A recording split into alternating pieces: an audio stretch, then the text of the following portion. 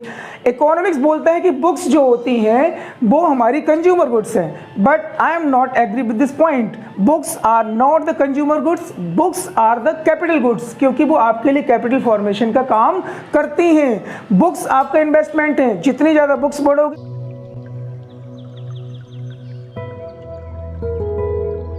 So good evening guys, chanting Chanakya academy की life with economics series में आपका स्वागत है। और आज हम एक टॉपिक डिस्कस करने वाले हैं जिसका नाम है क्या, capital goods versus consumer goods. देखते हैं क्या होते हैं कैपिटल गुड्स और consumer goods. This one is also very important from the exam point of view. Let's understand the whole concept one by one. पहला आता है हमारा कि कैपिटल गुड। इसकी हम क्लियरली डेफिनेशन देखते हैं क्या। Capital goods are those goods which are helpful in capital formation. Capital goods वो गुड्स होते हैं जो कैपिटल फॉर्मेशन में हेल्प करते हैं। अब क्या होता है कैपिटल फॉर्मेशन? पूंजी निर्माण, मतलब आपने 1 लाख रुपए लिए और प्रोडक्शन प्रोसेस में लगा दिए, मशीन आपने उससे खरीद ली। So that particular machinery will be able to generate 5 lakh और 10 lakh rupees in coming years. मतलब कैपिटल फॉर्मेशन हो गया कि नहीं हो गया? 1 लाख से 5 लाख बना लिया आपने, 10 लाख बना लिए। अब हम आते हैं किस पे? कंज्यूमर गुड्स पे आते हैं। Consumer goods are those goods which satisfy are immediate needs.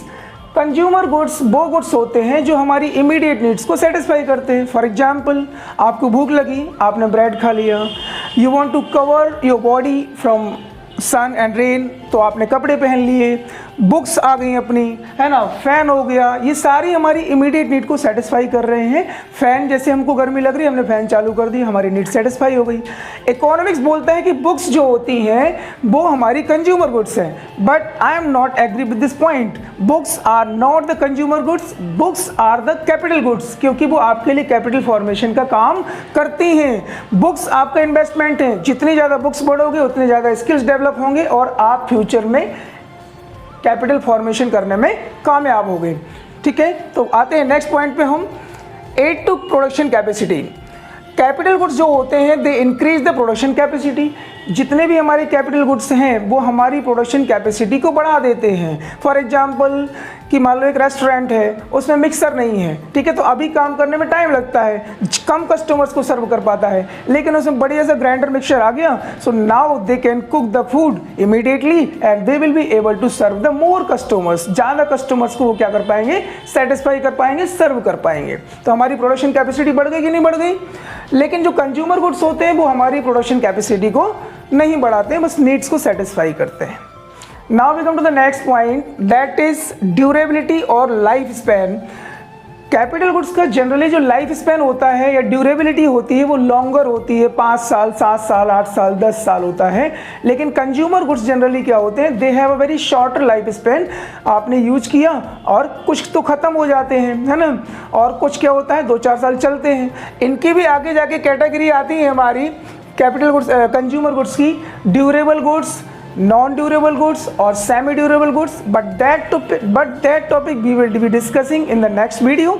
ठीक है ना।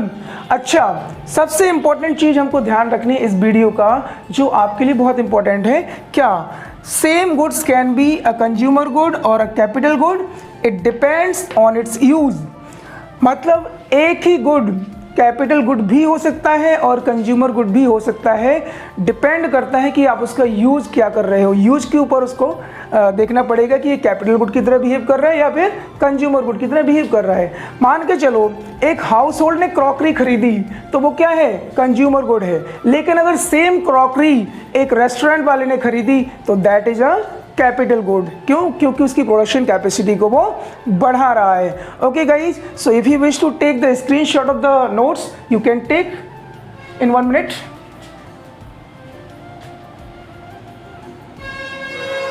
Hope you would have enjoyed the video. If you have enjoyed the video, then please do subscribe and share. Have a good day.